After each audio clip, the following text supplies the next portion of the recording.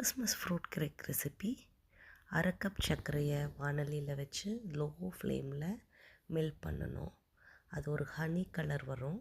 அந்த honey colour வந்ததுக்கப்புறம் ஒரு அரை கப் கொதிக்கிற தண்ணியை ஊற்றணும். கவனமாக ஊற்றணும், இல்லைன்னா ரொம்ப தெறிக்கும். அது அப்படியே கொப்பளிச்சு வரும். கொப்பளிச்சு வந்ததுக்கப்புறம் ஆற வச்சிடணும்.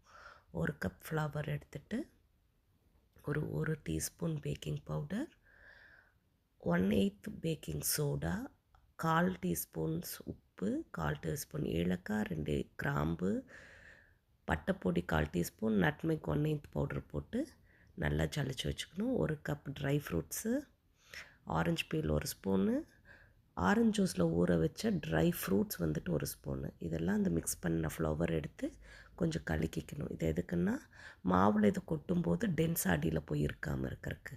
3 எக் எடுத்து நல்லா வந்துட்டு பீட் பண்ணிக்கணும். பீட் பண்ணி முடிச்சதுக்கப்புறம் ஒரு 100 ml ஆயில் அதில் ஆட் பண்ணிவிட்டு திரும்பவும் நல்லா பீட் பண்ணி எடுத்துக்கணும். 1 டீஸ்பூன் போல் வெண்ணிலா எக்ஸ்ட்ராக்ட் ஆட் பண்ணிக்கலாம். அப்புறம் ஒரு 3/4 கப்பு வந்து சர்க்கரையை நம்ம ஆட் பண்ணிவிட்டு 1/4 கப் அந்த கேரமல் பண்ணி வச்சுருந்தோம் இல்லையா, ஆறுனதுக்கப்புறம் இதில் ஆட் பண்ணி நல்லா மிக்ஸ் பண்ணிக்கணும். இது நல்லா மிக்ஸ் பண்ணப்போ ஜலிச்சு வச்சுருந்த மீதி மாவு எடுத்து கொட்டி மெல்லமாக கலந்து விடணும். ரொம்ப பீட் பண்ணோன்னா க்ளூட்டன் ஃபார்ம் ஆகிடும். அதனால் மெல்லமாக கலக்கணும். அப்புறமா நம்ம நட்ஸு, நம்ம ட்ரை ஃப்ரூட்ஸ், அந்த ஆரஞ்சு பீல் மிக்ஸ் எடுத்து இதில் மிக்ஸ் பண்ணிவிட்டு ரொம்ப ஜென்டிலாக வந்துட்டு அதை நம்ம ஃபோல்ட் பண்ணி எடுத்து வச்சுக்கணும். ரொம்ப ஜாஸ்தி மிக்ஸ் பண்ணக்கூடாது, லைட்டாக ஃபோல்டு பண்ணிக்கணும்.